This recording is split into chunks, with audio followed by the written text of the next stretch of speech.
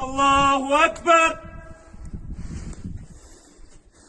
Allahu Ekber. Allahu Ekber.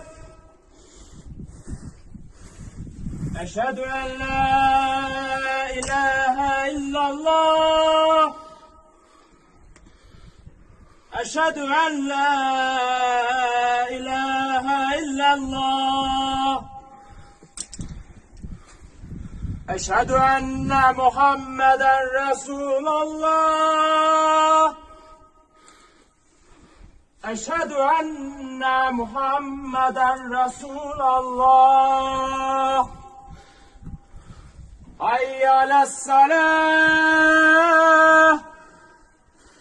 Hayy alessalah. Hayy alel felah. Hayy alel felah. Allahu Ekber, Allahu Ekber. La ilahe illallah. Allah razı olsun. İnşallah. Allah razı inşallah. Geldik. Şehitlerimize rahmet eylesin. Amin, amin inşallah. Yaralanlarımıza inşallah tezgahına şefa versin, kalanlarımıza korusun, ailelerimizi, uşaklarımızı Amin, sevgi. amin. Allah razı olsun.